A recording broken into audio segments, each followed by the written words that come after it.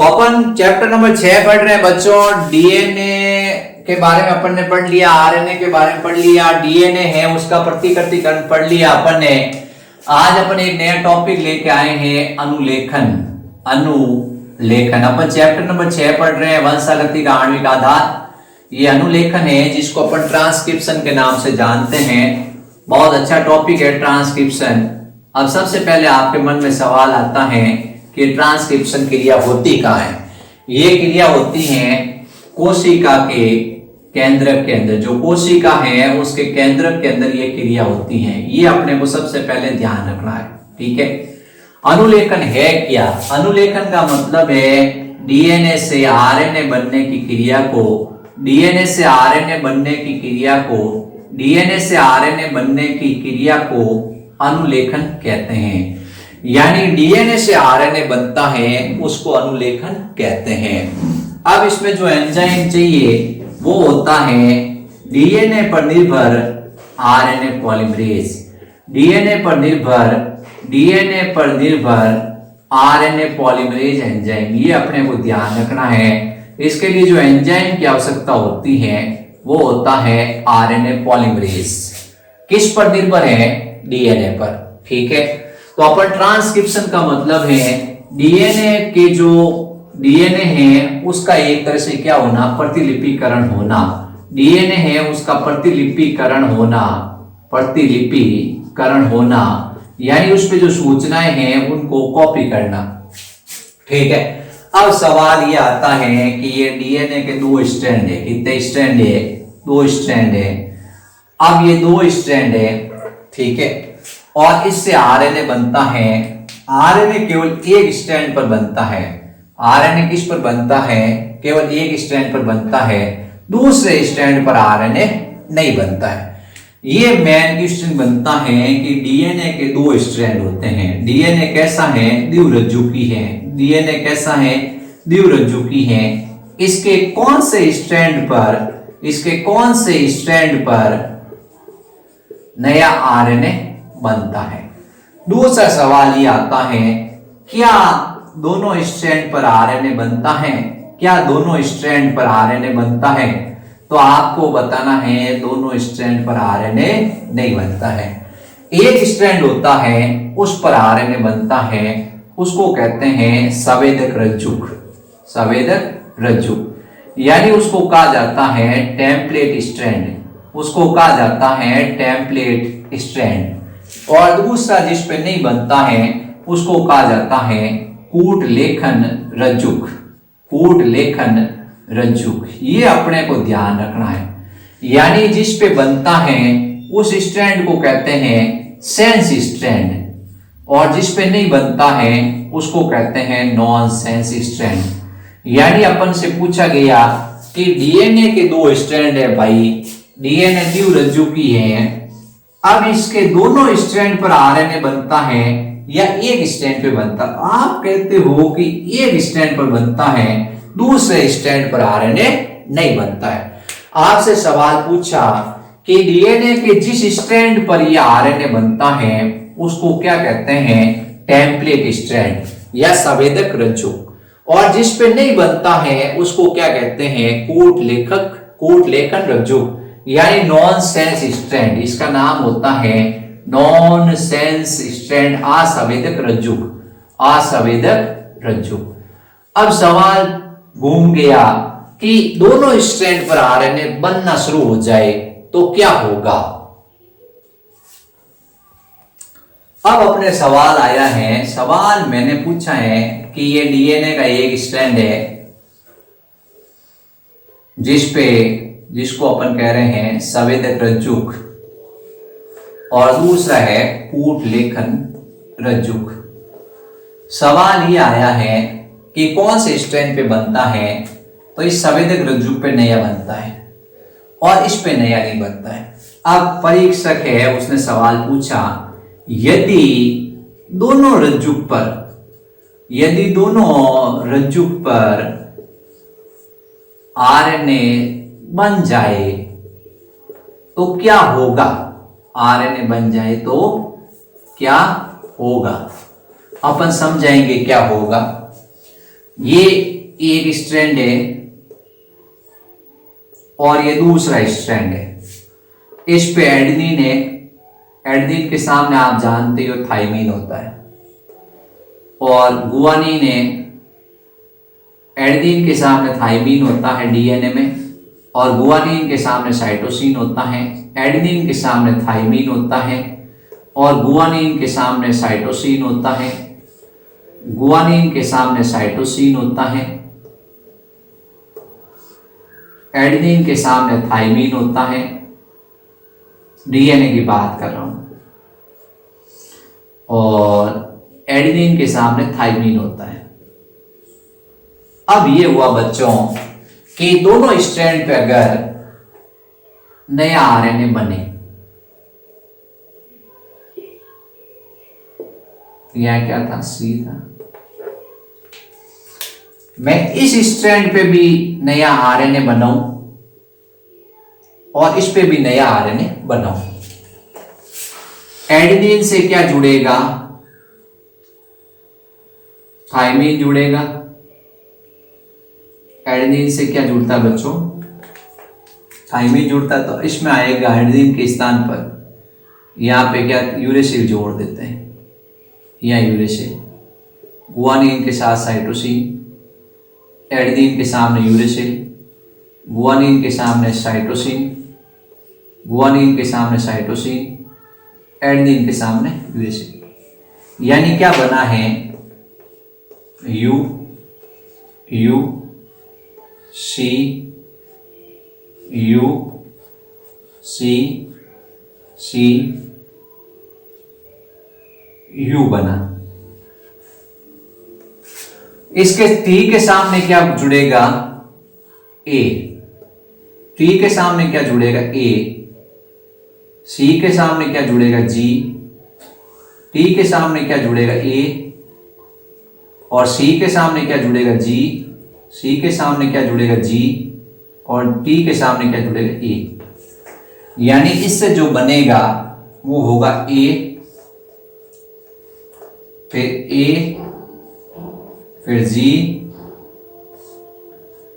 फिर ए, फिर जी, फिर जी, फिर बनेगा ए। ठीक है, इससे ये बना, इससे ये बना। ये 3 से 5 मान लो, ये 3 से 5 मान लो, ये 5 से 3, और ये 3 से 5, सॉरी 5 से 3। ठीक है, ये अपन ने लिख दिया है 5 से 3, और ये अपन ने लिख दिया है 5 से 3। ठीक है, लिख दिया अपन ने। अब क्या होगा कि ये अनुवांशिक कूट है, ये अनुवांशिक कूट है, वो अलग एमिनो अम्ल बनाएगा। ये अनुवांशिक कूट अलग एमिनो अम्ल बनाएगा, ये अनुवांशिक कूट अलग एमिनो अम्ल बनेगा। तो ये जब क्या करेंगे, अनुवांशिक कूट होंगे वो भिन्न भिन्न होंगे। अनुवांशिक कूट भिन्न होने के कारण भिन्न प्रकार के एमिनो अम्ल उसको कोडित करेंगे। भिन्न भिन्न प्रकार के एमिनो अम्ल को क्या करेंगे, कोडित करेंगे। और भिन्न भिन्न प्रकार के एमिनो अम्ल को जब कोडित करेंगे तो नेचुरल सी बात है, जो प्रोटीन बनेगा वो अलग अलग प्रकार का बनेगा। यानी प्राणी के अंदर 2 तरह का प्रोटीन बनना शुरू हो जाएगा। दूसरा ये होगा कि अनुवांशिक कूट एक दूसरे के, ये जो ये यू है, ए है, ये एक दूसरे से जुड़ जाएंगे, और ए से यू जुड़ जाएगा, ए से यू जुड़ जाएगा, जी से सी जुड़ जाएगा, ए से यू जुड़ जाएगा, जी से सी जुड़ जाएगा, और यू जी से सी जुड़ जाएगा, ए से यू जुड़ जाएगा। आरएनए द्विरज्जुकी हो जाएगा, आरएनए द्विरज्जुकी हो जाएगा। जब आरएनए द्विरज्जुकी हो जाएगा, पहला रीजन तो यह है कि अनुवांशिक कूट भिन्न भिन्न होंगे। इसके अंदर अनुवांशिक कूट अलग होंगे, इसके अंदर अनुवांशिक कूट अलग होंगे। तो ये अलग तरह का एमिनो अम्ल बनाएंगे। जैसे ये ग्लाइसिन को कोडित करेगा, ये वैलिन को कोडित करेगा, ये जैसे प्रोलीन को कोडित करेगा, ये जैसे फिनाइल एलानिन को कोडित करेगा। तो अलग अलग कोड बनेंगे, तो अलग अलग एमिनो अम्ल है वो आप कोडित होंगे, जिसके कारण भिन्न भिन्न प्रकार का प्रोटीन बनेगा। और दूसरा ये होगा कि आरएनए द्विरज्जुकी हो जाएगा। जब आरएनए द्विरज्जुकी हो जाएगा तो आगे प्रोटीन संश्लेषण क्रिया रुक जाएगी, और प्रोटीन संश्लेषण क्रिया रुक जाएगी, तो इसलिए कभी भी दोनों रज्जुक पर आरएनए नहीं बनेगा, सिर्फ एक रज्जुक पर आरएनए बनेगा। ये अपने क्वेश्चन आता है परीक्षा के अंदर, यदि दोनों रज्जुक पर आरएनए बनना शुरू हो जाए तो क्या होगा। तो सबसे पहले आपको दोनों रज्जुक पर आरएनए बनाना है, और आप आरएनए बनाने के बाद आप कहोगे कि इस स्ट्रैंड पे जो आरएनए है, इस स्ट्रैंड पे आरएनए है, ये एक दूसरे के अनुपूरक होगा, और अनुपूरक होने के कारण आरएनए द्विरज्जुकी हो जाएगा। जबकि अभी तक अपन पढ़ते आ रहे हैं कि आरएनए कैसा होता है, एक रज्जुकी होता है। ठीक है, आरएनए एक रज्जुकी होता है। तो इस तरह से ये क्या हुआ है, आरएनए अपन ने देखा है द्विरज्जुकी हो गया, क्योंकि एक घटना घटित हुई है। यदि दोनों रज्जुक पर आरएनए बन जाए तो क्या होगा, तो अपन इस प्रश्न का उत्तर देंगे दोनों रज्जुक पर आरएनए नहीं बनेगा, नहीं बनेगा। क्यों नहीं बनेगा, क्योंकि इसका कारण यह है कि अगर दोनों रज्जुक पर आरएनए बनना शुरू हो गया तो अनुपूरक आरएनए जुड़ जाएगा, संपूरक आरएनए के दोनों स्ट्रैंड जुड़ जाएंगे, और आगे प्रोटीन संश्लेषण में वो भाग नहीं लेगा। दूसरा, अगर दोनों रज्जुक पे आरएनए बना तो आरएनए में अनुवांशिक कूट अलग अलग होंगे, और अनुवांशिक कूट अलग अलग होंगे तो भिन्न भिन्न प्रकार के अमीनो अम्लों को कोडित करेंगे, और अलग अलग तरह के प्रोटीन बनेंगे, जिसके कारण जीव की संरचना भिन्न हो जाएगी, जिसके कारण जीव की जो शारीरिक बनावट है, जो बॉडी की संरचना है, वो अलग तरह की दृष्टिगोचर होगी। तो ये अपने को ध्यान रखना है। अनुलेखन क्रिया है, उसको ट्रांसक्रिप्शन कहते हैं। ये क्रिया कोशिका के केंद्रक में होती है। सबसे पहले टीचर यही से सवाल उठाता है कि भाई डीएनए से आरएनए बनता है, दोनों स्ट्रैंड पर बनता है या एक स्ट्रैंड पर, एक स्ट्रैंड पे बनता है उसको कहते हैं संवेदक स्ट्रैंड, और दूसरे पे नहीं बनता है उसको कहते हैं कोडिंग स्ट्रैंड, असंवेदक नॉनसेंस स्ट्रैंड। अब सवाल पूछा गया कि अगर दोनों स्ट्रैंड पर आरएनए रज्जुक बन जाए तो क्या होगा। आप कहोगे अरे भाई दोनों स्ट्रैंड पे बनेगा तो आरएनए क्या होगा, द्विरज्जुकी हो जाएगा और प्रोटीन संश्लेषण रुक जाएगा। दूसरा, आप कहोगे अनुवांशिक कूट बदल जाएंगे, और अनुवांशिक कूट बदलने के कारण क्या होगा, भिन्न भिन्न प्रकार के अमीनो अम्ल कोडित होंगे, और प्रोटीन होगा वो अलग प्रकार के बनेंगे।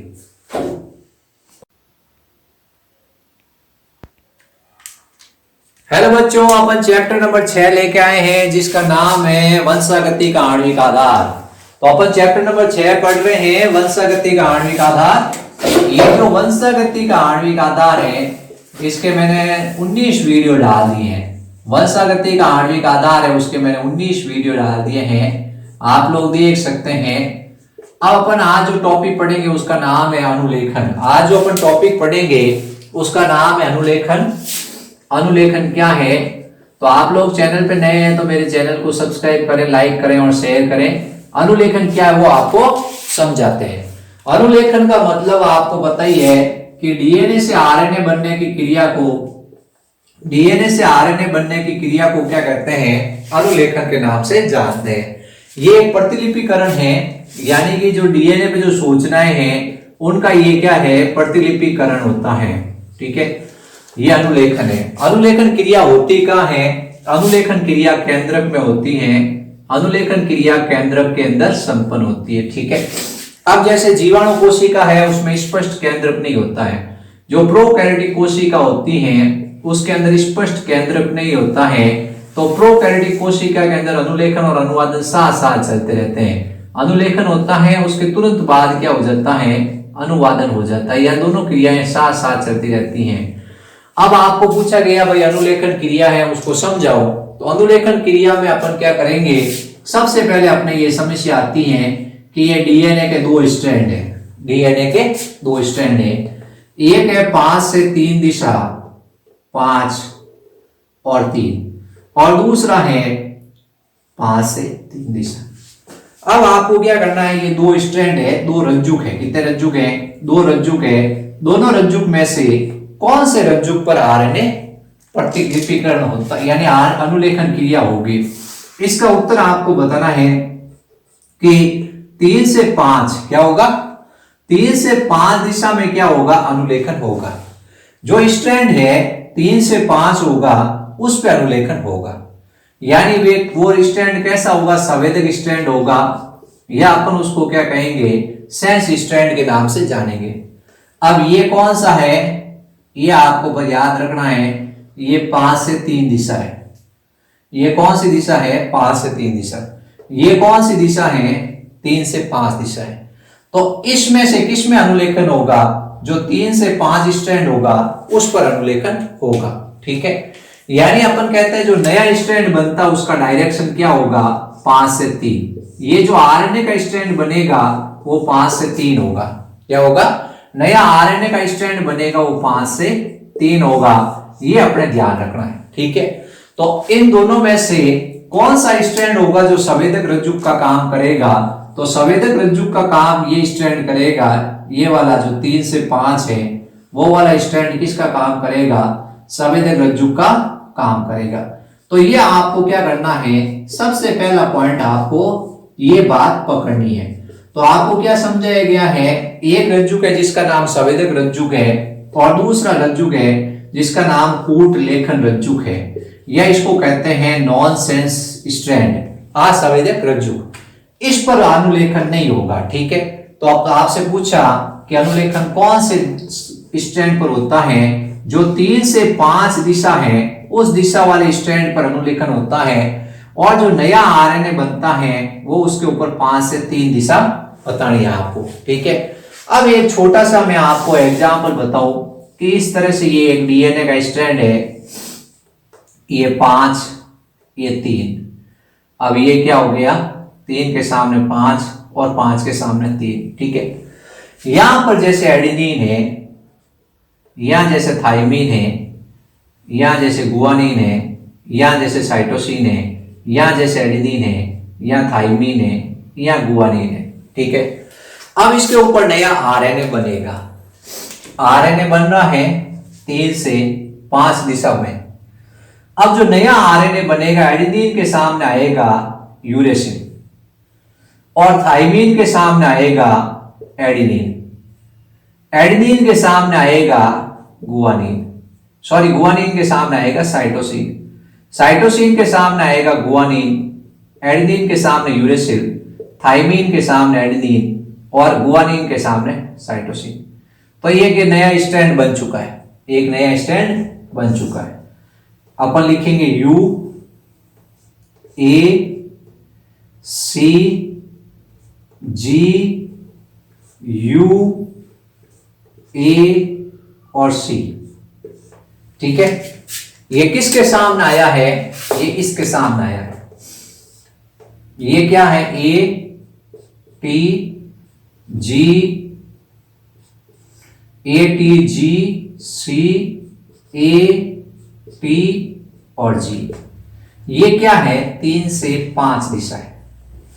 इसकी दिशा क्या होगी, इसकी होगी 5 से 3, 5 से 3।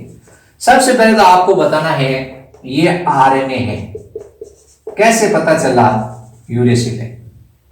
यूरेसिल किसके स्थान पर आया है, थाइमिन के स्थान पर। तो सबसे पहले तो आपको बताना ये यूरेसिल है, इसलिए आरएनए है। दूसरा पॉइंट आपको बताना है जो स्ट्रैंड है वो कौन सा है, ये डीएनए का स्ट्रैंड है, इसका डायरेक्शन क्या होगा, 3 से 5। 3 से 5 पे जो नया स्ट्रैंड बनता है वो 5 से 3 दिशा में बनेगा, उसका नाम होगा आरएनए। क्या होगा, आरएनए। तो इस तरह से ये आपको परीक्षा में सवाल आएगा, तो ये आपको क्या करना है, सॉल्व करना है। अब मैं आपको एक सवाल देता हूं, वो सवाल को आपको क्या करना है, मुझे बताना है कमेंट बॉक्स के अंदर कि इसका उत्तर क्या होगा।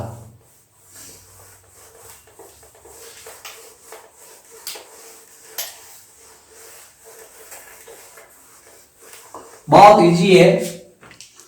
अब अपन जैसे इस तरह से मैं एक बना रहा हूं डीएनए। इस डीएनए को मैंने ये लिया है 3 से 5 दिशा। ठीक है, मैंने इसके नाइट्रोजन क्षारक बनाए हैं adenine, thymine, adenine, adenine, thymine, guanine, cytosine, adenine और थाइमिन। अब इससे मैं आरएनए बनाऊंगा। क्या करूंगा? अब इसे मैं आरएनए बनाऊंगा। ये आरएनए, ये आरएनए, पहला आरएनए ये बनाया मैंने, फिर दूसरा आरएनए मैंने ये बनाया, फिर मैंने तीसरा आरएनए ये बनाया। आपको बताना तीनों में से कौन सा आरएनए इसके इक्वल होगा। ए के सामने यू, टी के सामने ए के सामने यू, ए के सामने यू, टी के सामने ए, और फिर उसके बाद जी के सामने सी, सी के सामने जी, ए के सामने यू और टी के सामने ए। ये पहला ऑप्शन है। दूसरा ए के सामने है, ए के सामने है यू, ए, यू, यू, ए, सी, फिर जी, फिर यू, फिर ए। तीसरा ऑप्शन है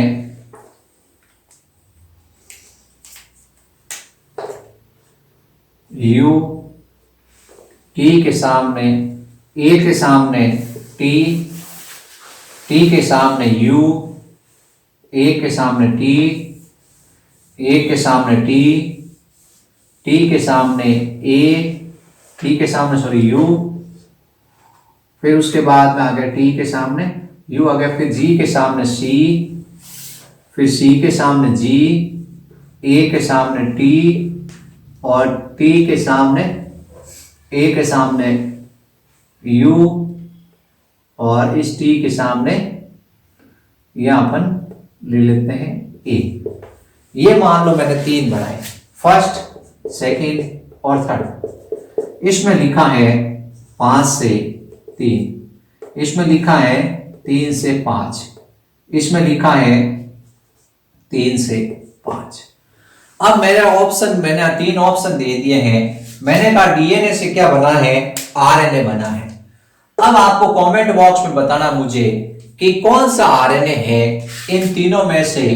ये जो संवेदक रज्जुक है, उस संवेदक रज्जुक से बनने वाला, जो संवेदक रज्जुक है डीएनए का, उससे बनने वाला आरएनए कौन सा होगा। ये वाला आरएनए होगा, ये वाला आरएनए होगा, या ये वाला आरएनए होगा। ऑप्शन क्या होगा? तो इस तरह से आप लोगों का मुझे कमेंट बॉक्स में रहेगा इंतजार कि कौन सा उत्तर होगा। ठीक है, तो अपने क्या करना है कि आप लोगों को मुझे कमेंट बॉक्स में बताना है कि ये उत्तर होगा और क्यों होगा। ठीक है, तो इस तरह से ये अपन पढ़ रहे हैं अनुलेखन। तो अनुलेखन में आपके सामने अगर डीएनए का खंड दे रखा हो और उससे आरएनए का बनाने को कहे, तो आपको सबसे पहले तो स्ट्रैंड को पकड़ना है कि कौन सा स्ट्रैंड लिया है। अब अपन एक छोटी सी बात कर रहे हैं कि अपने पास में ये डीएनए है, मान लो। ठीक है, ये डीएनए है, इससे अनुलेखन होगा और नया आरएनए बनेगा। ये नया आरएनए बना है। ठीक है, तो अनुलेखन के लिए सबसे पहली जो आवश्यकता होती है वो होती है आरएनए पॉलीमरेज एंजाइम। अनुलेखन के लिए जो सबसे पहली आवश्यकता है वो है आरएनए पॉलीमरेज एंजाइम। जो प्रोकैरियोटिक कोशिका होती है, जो प्रोकैरियोटिक कोशिका है, आसीम केंद्रीय कोशिका है, जिसको अपन कह रहे हैं आसीम केंद्रीय कोशिका। आसीम केंद्रीय कोशिका जैसे जीवाणु है, उसमें क्या होता है कि आपको याद रखना है आरएनए पॉलीमरेज के कोई प्रकार नहीं होते। लेकिन दूसरी कोशिका होती है जिसका नाम होता है यूकैरियोटिक कोशिका, जिसमें हम एग्जाम्पल आते हैं पादप और जंतु। जो यूकैरियोटिक कोशिका है, जिसको सासीम केंद्रीय कहते हैं। सासीम केंद्रीय क्यों कहते हैं? क्योंकि केंद्रक के चारों ओर स्पष्ट केंद्रक झिल्ली होती है। सासीमा यानी सीमा होगी केंद्रक के चारों ओर, तो केंद्रक इसको कहते हैं यूकैरियोटिक कोशिका। इसमें आरएनए पॉलीमरेज 3 तरह का होता है। RNA polymerase first, RNA polymerase second और आरएनए पॉलीमरेज थर्ड। 3 तरह का आरएनए पॉलीमरेज होगा। ये जो आरएनए पॉलीमरेज एंजाइम है, ये आरएनए पॉलीमरेज एंजाइम 3 तरह का होता है। इसके अंदर कौन सी कोशिका के अंदर? यूकैरियोटिक कोशिका के अंदर। प्रोकैरियोटिक कोशिका के अंदर आरएनए पॉलीमरेज के कोई प्रकार नहीं होते हैं। अब सवाल ये आता है कि आरएनए पॉलीमरेज एंजाइम फर्स्ट है, सेकंड है और थर्ड है, वो कौन से आरएनए का निर्माण करते हैं? तो मैंने इसमें एक तरीका बना रखा है। पुराने टाइम में घड़ी आती थी एचएमटी घड़ी आती थी, ठीक है। तो अब मैंने एक नई घड़ी बना दी जो मेरे नाम पर है, आर राजू एमटी, ठीक है, समझ गए? राजू जी मार साहब बहुत टॉप के। तो इस तरह से ये हो गया कि आरएमटी क्या बन गया? आरएमटी आपको बताना है, आरएमटी यानी आरएनए पॉलीमरेज फर्स्ट है, वो आरएनए का संश्लेषण करता है और सेकंड है वो एमआरएनए का संश्लेषण करता है और थर्ड है वो टीआरएनए का संश्लेषण करता है। आप कभी कंफ्यूज नहीं होगे फर्स्ट से कौन सा बनेगा, सेकंड से कौन सा बनेगा, थर्ड से कौन सा बनेगा। फर्स्ट से बनता है आरएनए, कौन सा आरएनए? आरआरएनए। सेकंड से कौन सा बनता है? एमआरएनए। थर्ड से कौन सा बनता है? टीआरएनए।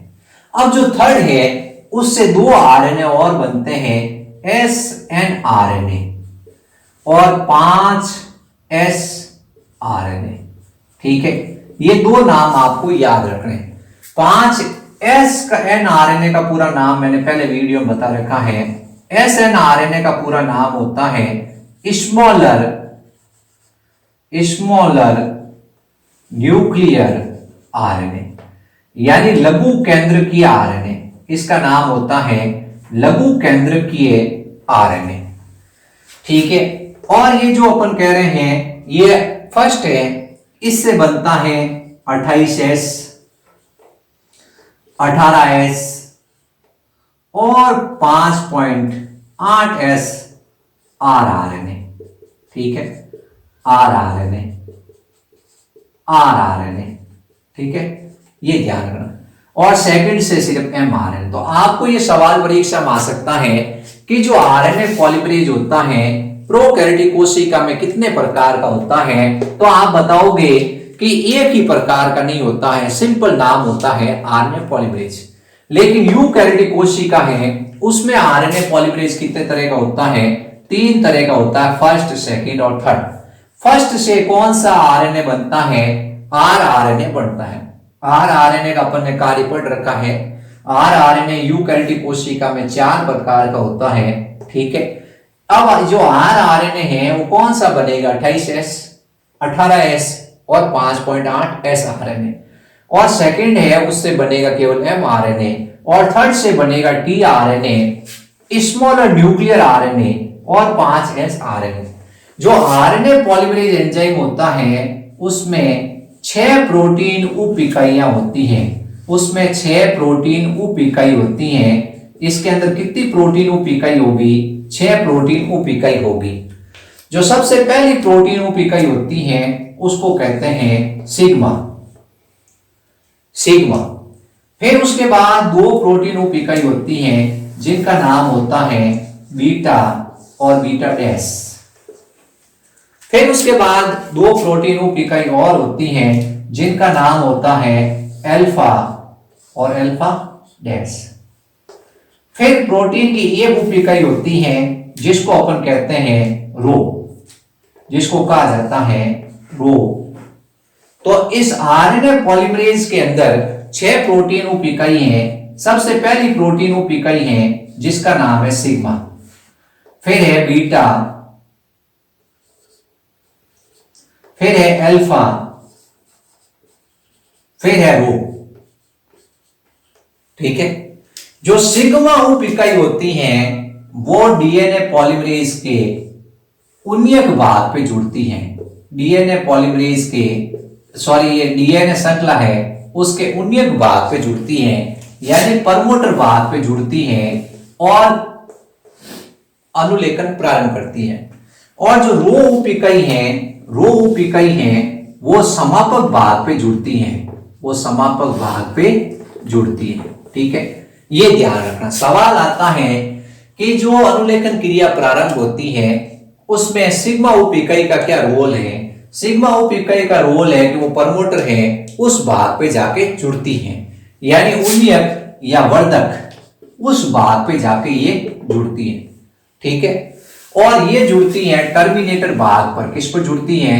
टर्मिनेटर भाग पे जुड़ती है, जिसको कहते हैं समापक। कौन सी उप इकाई? रो।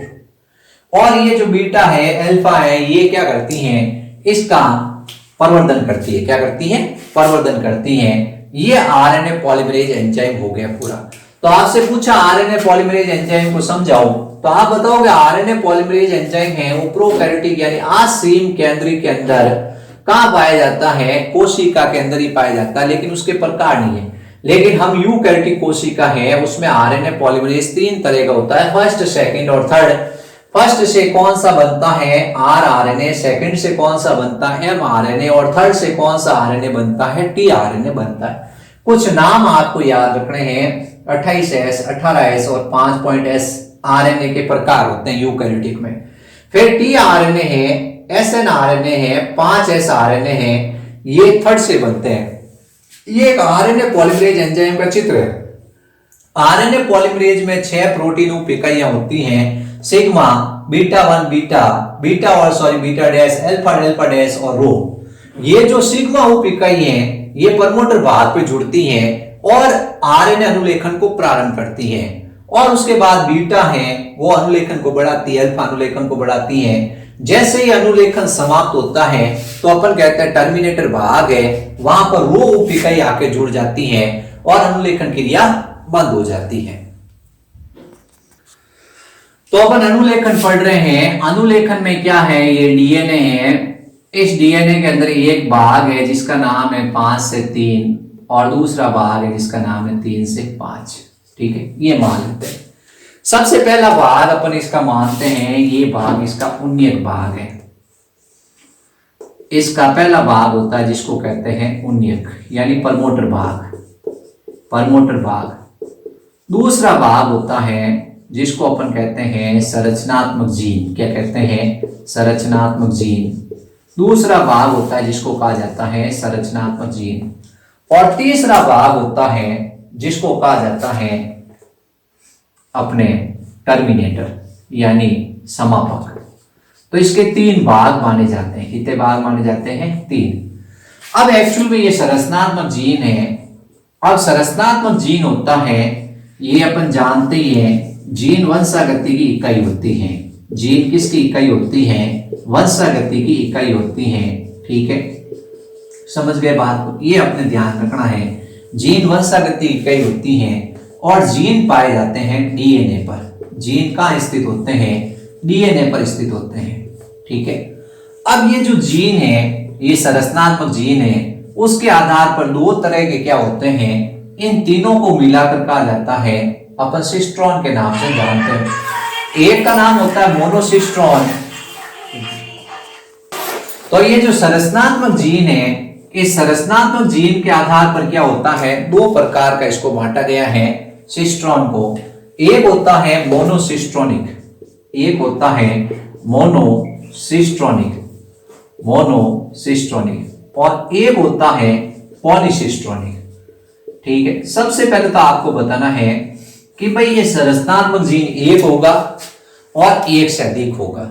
अगर संरचनात्मक जीन एक हुआ तब तो क्या होगा, वो मोनोसिस्ट्रोनिक है, और संरचनात्मक जीन एक से अधिक है तब वो पॉलीसिस्ट्रोनिक होता है, ठीक है।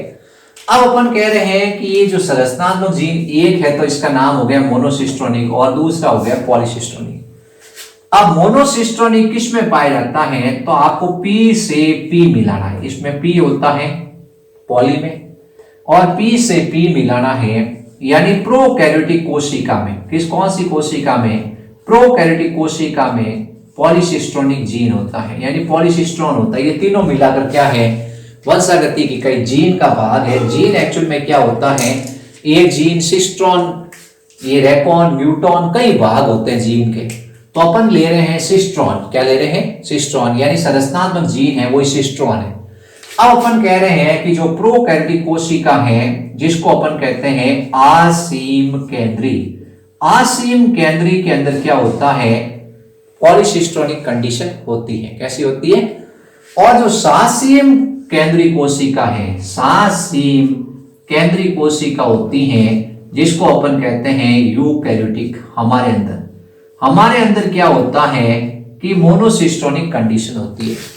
ये जो एक सिस्ट्रॉन होता है वो एक पॉलीपेप्टाइड अणु है उसकी सूचना रखता है, एक पॉलीपेप्टाइड अणु के संश्लेषण की सूचना रखता है। तो एक पॉलीपेप्टाइड अणु के संश्लेषण की सूचना कौन रखता है? एक सिस्ट्रॉन।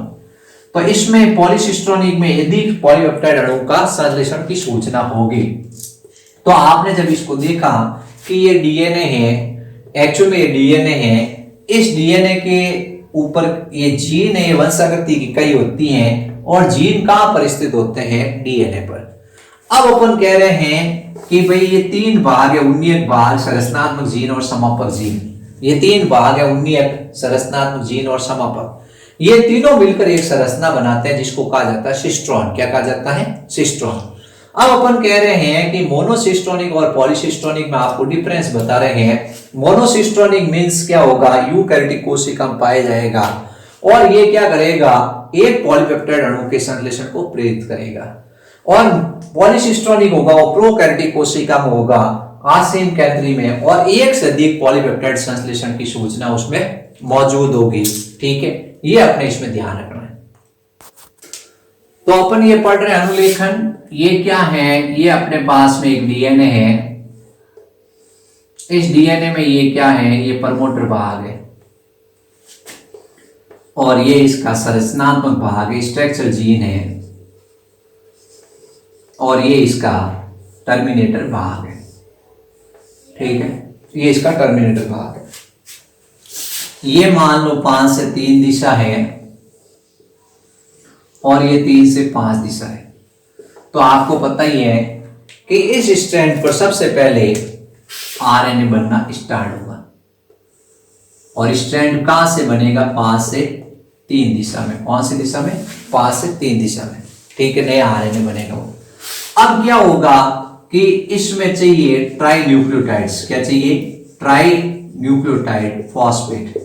जो ट्राई न्यूक्लियोटाइड फॉस्फेट्स हैं उनकी आवश्यकता होती है। तो सबसे पहले क्या होता है? जीटीपी, सीटीपी, यूटीपी और एटीपी होते हैं, वो आके क्या करते हैं? यहां पर जुड़ते जाते हैं और ये सिग्मा यूपी कई जुड़ने के बाद क्या करती हैं? लगातार इसका निर्माण करती जाती हैं और अनुपूरक न्यूक्लियोटाइड्स से जुड़ के एक श्रृंखला बनाते रहते हैं। अब आपको बताना है कि अगर यूकैरियोटिक कोशिका है, अगर यूकैरियोटिक कोशिका है, ठीक है, तो उसमें क्या होगा? उसके अंदर एडिटिंग और स्प्लाइसिंग होगा। यानी पहले उसमें स्प्लाइसिंग क्रिया होगी और फिर उसके बाद उसमें एडिटिंग होगा। दो प्रक्रम होंगे, एक होगा एडिटिंग और एक होगा इसमें स्प्लाइसिंग। अब जो आरएनए बनेगा तो दो क्रियाएं हैं। ये डीएनए है। इस डीएनए से सबसे पहले श्रृंखला का प्रारंभन होगा, यानी यहां रो कारक आके, सिग्मा कारक आके जुड़ेगा और फिर उसके बाद ये स्टार्ट होगा नया आरएनए बनना। ये अपन नया आरएनए बनाना शुरू करते हैं कि ये नया आरएनए बनना शुरू हुआ।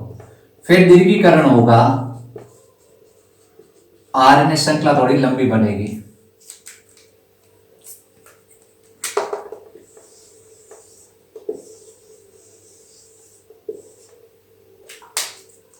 ये आरएनए अणु थोड़ा लंबा बन गया।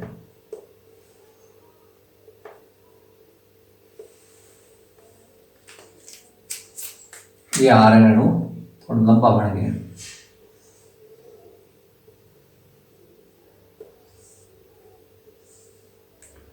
ये आरएनए श्रृंखला बन रही है, इसके ऊपर नया आरएनए संश्लेषित हो रहा है। फिर उसके बाद समापन होगा। क्या होगा? समापन होगा। समापन में क्या होगा? ये डीएनए श्रृंखला बन रही है, ये डीएनए श्रृंखला बन रही है यहाँ आके ये क्या होगा, रिलीज हो जाएगा इस तरह से। ये यहाँ आके ये समापन होगा, या एक रो कारक लगा देते हैं और ये समापन होकर आरएनए श्रृंखला अलग हो गई। यह सिग्मा कारक है। यहां पे ये क्या है, आरएनए पॉलीमरेज क्या कर रहा है, इसका दीर्घीकरण कर रहा है। ठीक है, यानी यह श्रृंखला स्टार्ट हुई है आरएनए बनना, या आरएनए इतना लंबा बन गया, या आरएनए टूटकर अलग हो गया। अब ये जो आरएनए बना है, ये जो आरएनए बना है बच्चों, इस आरएनए के अंदर दो भाग होते हैं। एक भाग होता है एक्सॉन और एक होता है इंट्रॉन। एक एक्सॉन एक इंट्रॉन, एक एक्सॉन एक इंट्रॉन, एक एक्सॉन एक इंट्रॉन। तो एक्सॉन भाग ऐसा भाग होता है जिसको अपन कहते हैं कि एक्सॉन भाग है वो कोडिंग भाग है। कैसा भाग है, कोडिंग भाग है।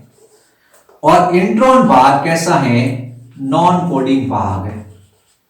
यानी इसके अंदर कोई सूचना नहीं है, इसके अंदर कोई सूचना नहीं है। और एक्सॉन भाग कोडिंग भाग है, इसमें अनुवांशिक कूट है। इसमें क्या है, अनुवांशिक कूट है। ठीक है, अब क्या होगा, ये इंट्रॉन भाग हटेगा। क्या होगा, ये इंट्रॉन भाग यूं हट जाएगा। ये इंट्रॉन भाग क्या होगा, हट जाएगा। इसको कहते हैं आरएनए स्प्लाइसिंग। आरएनए स्प्लाइसिंग होगा। ठीक है, और ये इंट्रॉन भाग क्या होगा, हट जाएगा और पीछे क्या बचेगा, इंट्रॉन यूं अलग हो गया। इंट्रॉन क्या हो गया, exon exon exon exon exon exon. ठीक है, ये होती है, इस क्रिया को कहते हैं आरएनए स्प्लाइसिंग। क्या कहते हैं, आरएनए स्प्लाइसिंग के नाम से इसको जानते हैं। तो इंट्रॉन भाग होता है, उसको हटाया जाता है। हटाने के लिए किसकी आवश्यकता होती है, एसएनआरएनए की आवश्यकता होती है। एसएनआरएनए किसके साथ मिलता है, प्रोटीन के साथ। एसएनआरएनए किसके साथ मिलता है, प्रोटीन के साथ मिलता है और एसएनआरएनपी बनाता है, यानी स्मॉलर न्यूक्लियर राइबोन्यूक्लियो प्रोटीन बनाता है। और ये जैसे ही बनेगा तो क्या होगा, ये इंट्रॉन भाग हटा दिया जाएगा। यानी ये तो भाग है जिसको कहते हैं व्यक्त, और एक होता है जिसको कहते हैं अव्यक्त। जो अपने आप को व्यक्त नहीं करता है उसको अव्यक्त कहते हैं। इंट्रॉन अपने आप को व्यक्त नहीं करता। और व्यक्त यानी अनुवांशिक भाग है जिसको अपन अनुवांशिक कूट कह रहे हैं, एक्सॉन। ये एक्चुअल में क्या करता है, ये क्रिया होती है। तो ये सिर्फ किस में है, ये सिर्फ यूकैरियोटिक कोशिका में होता है। यूकैरियोटिक कोशिका में इस आरएनए जिसमें इंट्रॉन एक्सॉन दोनों दिख रहे हैं उसको कहते हैं एचएनआरएनए, और जिसमें सिर्फ एक्सॉन एक्सॉन दिख रहे हैं उसको कहते हैं एमआरएनए। ये ध्यान रखना है। एचएनआरएनए मतलब विसमांगी केंद्र की आरएनए है, उसके अंदर इंट्रॉन एक्सॉन दोनों होते हैं। और ये स्मॉलर एमआरएनए होता है, उसमें सिर्फ एक्सॉन एक्सॉन होते हैं। तो यूकैरियोटिक कोशिका के अंदर, ये 4 नंबर का सवाल आता है परीक्षा के अंदर, लेकिन समझाओ। तो यूकैरियोटिक कोशिका के अंदर क्या होता है, यूकैरियोटिक कोशिका के अंदर जो आरएनए बनता है, ये डीएनए है। इस डीएनए से जो आरएनए बनता है वो एक्चुअल में एचएनआरएनए है। जो आरएनए बनता है वो एचएनआरएनए होता है। जो आरएनए बनता है वो एचएनआरएनए होता है। ठीक है, अनुलेखन से जो आरएनए बनता है वो एचएनआरएनए होता है। एच मतलब है हेट्रोजीनस न्यूक्लियर आरएनए, यानी विसमांगी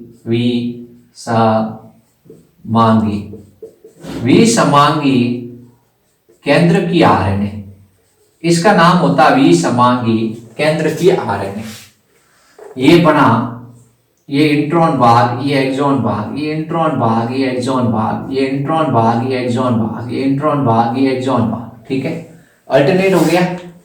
हरे वाला इंट्रॉन है और आसमानी वाला एक्सॉन है। अब क्या होगा, स्प्लाइसिंग होगा, आरएनए स्प्लाइसिंग होगा।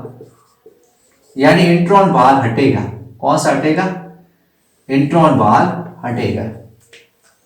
ये इंट्रॉन भाग यूं हट गया, यूं हो गया इस तरह से। फिर ये इंट्रॉन भाग अलग हो गया। पीछे क्या बचा? केवल एक्सॉन एक्सॉन बचा। Exon exon exon exon exon exon, इसको कहते हैं mRNA। इसमें अनुवांशिक कोड होते हैं। ये hnRNA कहां बनता है? केंद्रक में। कहां बनता है? फिर उसके पश्चात ये किस में बदल जाता है? mRNA। mRNA कहां आता है? कोशिका द्रव्य में आता है। कहां आता है? कोशिका द्रव्य में आता है। ठीक है, ये आरएनए स्प्लाइसिंग हो गया। तो आपसे पूछा जाएगा आरएनए स्प्लाइसिंग क्या है? तो आरएनए स्प्लाइसिंग क्रिया आप बहुत आसानी से समझा दोगे कि जब अनुलेखन क्रिया होती है तो उसके पश्चात उसका संसाधन होता है एचआरएनए का। एचआरएनए के अंदर इंट्रॉन एक्सॉन दो भाग होते हैं।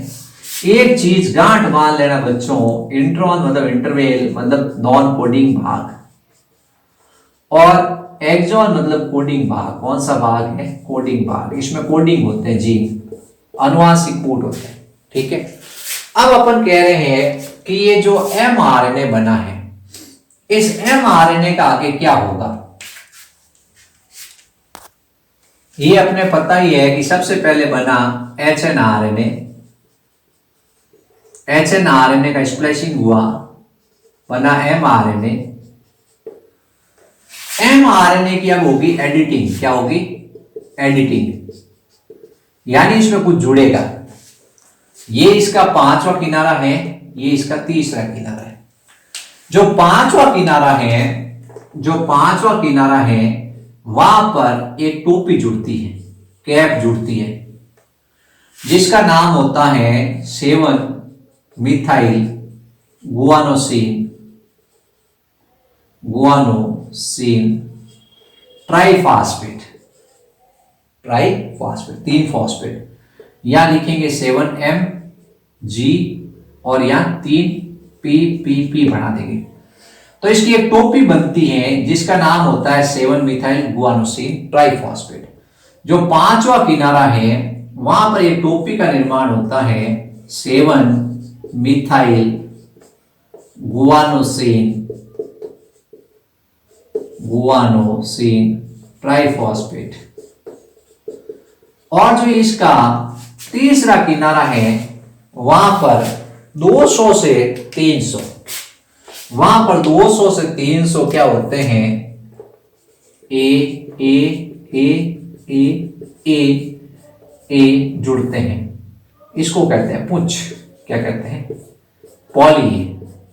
तो जो पुंछ भाग होता है वहां पर एडेनिन जुड़ते जाते हैं और इस तरह से सिर और पूंछ का निर्माण होता है, टोपी और पूंछ का निर्माण होता है। इसमें 200 से 300 पॉली ए जुड़ जाते हैं। ये ध्यान रखना। समझ गए बात को? तो इस तरह से क्या हुआ? पहले हुई स्प्लाइसिंग, फिर हुई एडिटिंग। तो जो यूकैरियोटिक आरएनए होता है, जो यूकैरियोटिक आरएनए होता है वो थोड़ा प्रोकैरियोटिक से क्या होता है? अनुलेखन थोड़ा डिफरेंट होता है। यूकैरियोटिक के अंदर क्या होता है? पहले होता है संसाधन, फिर उसके बाद उसका होता है एडिटिंग। पहले स्प्लाइसिंग होगा, फिर एडिटिंग होगा। एडिटिंग में उसके इस 5वें किनारे पर 7 मिथाइल गुआनोसिन की टोपी जुड़ेगी और 3रे किनारे पर उसके पॉली ए जुड़ेगा। ये अपने ध्यान रखना है। जबकि प्रोकैरियोटिक कोशिका में ऐसी कोई समस्या नहीं है। प्रोकैरियोटिक कोशिका में सीधा डीएनए से mRNA बनता है, hnRNA बनता ही नहीं है। ठीक है, यानी इसमें केवल कौन से भाग होते हैं? एक्सॉन। ठीक है, इंट्रॉन भाग नहीं बनते, इंट्रॉन भाग बनते ही नहीं। ये अपने को पता ही है पॉलीसिस्टोनिक है, एक से अधिक इसमें सिस्टोन प्रेजेंट होते हैं और एक से अधिक ये प्रोटीन को कोट लिखित करता है। ठीक है, ये आपने ध्यान रखना है। एक बार तो इस प्रकार अपन अनुलेखन पढ़ रहे हैं बच्चों। अनुलेखन बहुत अच्छा टॉपिक है। अनुलेखन से आरएनए बनते हैं। 3 तरह के आरएनए बनते हैं। mRNA बनता है, rRNA बनता है और टीआरएनए बनता है। ठीक है, टीआरएनए को अपन क्या कहते हैं, स्थानांतरण आरएनए के नाम से जानते हैं। इसको कहते हैं स्थानांतरण आरएनए। दूसरी विशेषता ये होती है कि इसका काम होता है कोशिका द्रव्य से आरएनए को लेकर आना, कहां पर, एमआरएनए तक। एमआरएनए क्या है, एक आधार स्ट्रैंड है, वहां तक लेके आना। ये कोशिका द्रव्य से क्या करता है, ये जैसे कोशिका है, इसमें आरएनए बिखरा हुआ है, ये एमिनो अम्ल बिखरा हुआ है, एमिनो एसिड बिखरा हुआ है, ये एमिनो एसिड बिखरा हुआ है, और ये एमआरएनए है। क्या है, एमआरएनए। तो टीआरएनए क्या करेगा, इसको यहां से यहां लेके आएगा। तो टीआरएनए का काम होता है कोशिका द्रव्य में जो बिखरे हुए एमिनो अम्ल होते हैं उनको एमआरएनए तक लेके आना। एमआरएनए क्या है, एक संदेश वाहक आरएनए है जिसमें अनुवांशिक कूट होते हैं। एमआरएनए क्या, एक संदेश वाहक आरएनए है जिसमें अनुवांशिक कूट होते हैं। ये जैसे आपने देखा एमआरएनए है या AUG प्रारंभिक कूट है, फिर उसके बाद CC ये दूसरा कूट है, फिर लिखा हुआ AGC ये तीसरा कूट है। तो ऐसे अनुवांशिक कूट किस में होते हैं, जैसे CC ये चौथा अनुवांशिक कूट है। तो ये अनुवांशिक कूट किस में पाए जाते हैं, अनुवांशिक कोडोन किस में पाए जाते हैं, ये अनुवांशिक कूट पाए जाते हैं एमआरएनए में। ये एमआरएनए में अनुवांशिक कूट पाए जाते हैं और यहां लेके आता है टीआरएनए एमआरएनए तो एमिनो अम्ल को। फिर आरआरएनए क्या है, ये उत्प्रेरक का काम करता है, यानी कि एंजाइम की तरह व्यवहार करता है और जो पॉलीपेप्टाइड श्रृंखला है उसके निर्माण में सहायता करता है। ठीक है, पॉलीपेप्टाइड श्रृंखला का निर्माण होता है, उसके लिए ये क्या करता है, राइबोसोम का घटक है और एक तरह से क्या करता है, सहायता करता है। ठीक है, तो ये अपने ध्यान रखना है। तो आरएनए के कुछ कार्य हैं वो भी आपको इसमें साथ में ध्यान रखना है। तो एक सवाल और आता है कि जीवाणु कोशिका में जो अनुलेखन होता है, यानी जो प्रोकैरियोटिक कोशिका है उसमें जो अनुलेखन होता है और जो यूकैरियोटिक कोशिका में अनुलेखन होता है उसमें आपसे अंतर पूछा जाता है। यूकैरियोटिक मतलब सहसीम केंद्री और प्रोकैरियोटिक मतलब है आसीम केंद्री। बहुत सारे अंतर होते हैं, अपन दो अंतर मेन लेंगे। सबसे पहला अंतर यही है कि इसमें आरएनए पॉलीमरेज के कोई प्रकार नहीं होते हैं। आरएनए पॉलीमरेज के प्रकार नहीं होते हैं। इसमें आरएनए पॉलीमरेज तीन तरह का होता है, RNA polymerase first, RNA polymerase second, RNA polymerase third. ठीक है, दूसरा इसमें क्या होता है कि डीएनए से सीधा एमआरएनए बनता है। इसमें क्या होता है, डीएनए से एचएनआरएनए बनता है और एचएनआरएनए से एमआरएनए बनता है। यानी इसमें क्या होता है, स्प्लाइसिंग की क्रिया होती है और एडिटिंग की क्रिया होती है और उसके अंदर ये स्प्लाइसिंग और एडिटिंग क्रिया नहीं होती है। ये जो क्रिया है ये कोशिका द्रव्य में और केंद्रक में कोई स्पष्ट सीमा नहीं है, कोशिका में संपन्न होती है। यानी केंद्रक और कोशिका द्रव्य के चारों ओर केंद्रक झिल्ली नहीं होती है, तो ये कोशिका में संपन्न होती है। ये कोशिका के केंद्रक में संपन्न होती है, कोशिका के केंद्रक में संपन्न होती है क्योंकि सुस्पष्ट केंद्रक होता है। ये इसमें ध्यान रखना। ठीक है, तो ये मेन इसमें डिफरेंट है। इसके अलावा इसमें क्या होता है कि ये क्या है, ये पॉलीसिस्टोनिक कंडीशन को शो करता है। पॉलीसिस्टोनिक कंडीशन को शो करता है यानी एक से ज्यादा क्या होती है, पॉलीपेप्टाइड की सूचनाएं एक साथ आ जाती है। और ये मोनोसिस्टोनिक कंडीशन को शो करता है यानी कि एक बार में क्या होता है, एक ही जीन है उसका अनुलेखन होता है। इसमें एक बार में कई जीनों का अनुलेखन होता है, इसमें एक बार में कई जीनों का अनुलेखन हो जाता है एक साथ। और कई जीनों के अनुलेखन से कई पॉलीपेप्टाइड एक साथ बन जाते हैं। और इसमें ऐसा नहीं होता है, एक बार में एक जीन का अनुलेखन होता है और एक पॉलीपेप्टाइड श्रृंखला बनती है। तो ये अपने ध्यान रखना है। अब सवाल आता है, अनुलेखन क्रिया के लिए आवश्यक एंजाइम का नाम बताओ। अनुलेखन क्रिया के लिए कौन सा एंजाइम चाहिए? सबसे पहला एंजाइम है डीएनए पर निर्भर डीएनए पॉलीमरेज।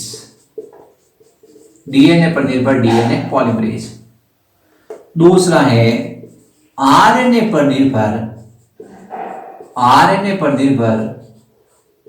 DNA polymerase. तीसरा है आरएनए पर निर्भर आरएनए पॉलीमरेज। चौथा है डीएनए पर निर्भर आरएनए पॉलीमरेज। 4 ऑप्शन है। अब आप कमेंट बॉक्स में उत्तर लिखना, मैं आपको समझाता हूं। ये डीएनए है, ये डीएनए है, ये डीएनए टेम्पलेट है, यानी संवेदक रज्जुक है, उस पर नया आरएनए बन रहा है। तो यहां पर देखो, डीएनए पर निर्भर डीएनए पॉलीमरेज नहीं होगा क्योंकि डीएनए नहीं बन रहा है। आरएनए पर निर्भर डीएनए पॉलीमरेज, आरएनए से डीएनए नहीं बन रहा है। आरएनए पर निर्भर आरएनए, आरएनए से आरएनए नहीं बन रहा है। डीएनए पर निर्भर आरएनए पॉलीमरेज। चूंकि अनुलेखन में कौन सा एंजाइम चाहिए? RNA polymerase. अनुलेखन में कौन सा एंजाइम चाहिए? RNA polymerase. ये किस पर निर्भर है? डीएनए पर। किस पर निर्भर है? ये डीएनए पर निर्भर है और डीएनए से क्या बन रहा है? आरएनए बन रहा है। तो आ गया डीएनए पर निर्भर आरएनए पॉलीमरेज। याद रखना अपने को, डीएनए पर निर्भर आरएनए पॉलीमरेज। अब आणविक जीव विज्ञान का केंद्रीय सिद्धांत आपको मैंने पहले पढ़ा दिया है कि आणविक जीव विज्ञान का केंद्रीय सिद्धांत क्या है। आणविक जीव विज्ञान का केंद्रीय सिद्धांत आप सब जानते हो बच्चों कि डीएनए से क्या बनता है? आरएनए। और आरएनए से क्या बनता है? प्रोटीन। यानी अनुवांशिक सूचनाओं का एक दिशीय प्रवाह होता है। यह सिद्धांत दिया था क्रिक ने। ठीक है, टेमिन और बोल्टमिर ने एक खोज की थी। टेमिन और बोल्टमिर ने एक खोज की थी। उन्होंने कहा था कि ऐसा होता है, आरएनए से डीएनए बनता है। उस क्रिया को कहते हैं व्युत्क्रम अनुलेखन। अनुलेखन का उल्टा, यानी उसको कहा जाता है reverse transcription. Reverse transcription. DNA से आरएनए बनता है, इसको कहते हैं अनुलेखन। लेकिन आरएनए से डीएनए बनता है, उसको कहते हैं व्युत्क्रम अनुलेखन, रिवर्स ट्रांसक्रिप्शन। कुछ ऐसे विषाणु होते हैं, कुछ ऐसे विषाणु होते हैं जिसमें अनुवांशिक पदार्थ आरएनए होता है, उन्हें कहते हैं रेट्रोवायरस। रेट्रोवायरस। जैसे कि एचआईवी विषाणु ऐसा विषाणु होता है जिसके अंदर एचआईवी विषाणु अपन देखेंगे तो इसमें अनुवांशिक पदार्थ आरएनए होगा। इसमें अनुवांशिक पदार्थ आरएनए होगा, इसको कहेंगे रेट्रोवायरस। सवाल आता है परीक्षा में, रेट्रोवायरस क्या होते हैं? वे विषाणु जिसमें अनुवांशिक पदार्थ आरएनए होता है। इनके अंदर क्या होता है? आरएनए से डीएनए बनता है, इसको कहते हैं व्युत्क्रम अनुलेखन। इसके लिए कौन सा एंजाइम चाहिए? पहला ऑप्शन है डीएनए पर निर्भर डीएनए पॉलीमरेज। डीएनए पर निर्भर डीएनए पॉलीमरेज दूसरा है डीएनए पर निर्भर आरएनए पॉलीमरेज, तीसरा है आरएनए पर निर्भर डीएनए पॉलीमरेज, चौथा है आरएनए पर निर्भर आरएनए पॉलीमरेज। ये परीक्षा में कई बार सवाल आ रखा है। अब अपन जानते हैं यह आरएनए टेम्पलेट है। क्या है? आरएनए टेम्पलेट है और उससे नया डीएनए बन रहा है, उससे नया डीएनए बन रहा है। नेचुरल सी बात है, आरएनए पर निर्भर डीएनए बन रहा है तो डीएनए पॉलीमरेज। तो एंजाइम होगा आरएनए पर निर्भर डीएनए पॉलीमरेज। इसको कहते हैं reverse transcriptase enzyme, reverse transcriptase enzyme इसको कहा जाता है रिवर्स ट्रांसक्रिप्टेज एंजाइम।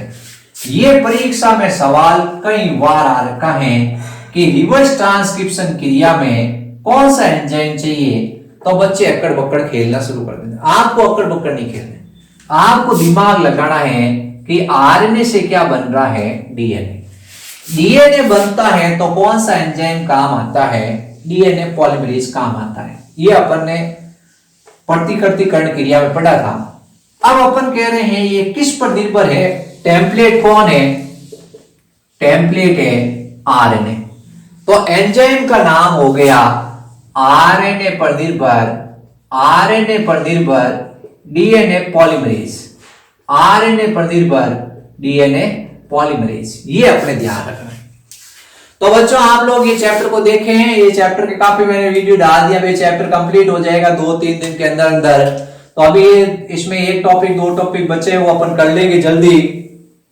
तो इस तरह से आप लोग ये छठा चैप्टर है जो क्लास 12 का, वो पूरे वीडियो डाल दूंगा, आप लोग देखें, इसको लाइक करें, सब्सक्राइब करें और शेयर करें। Thank you.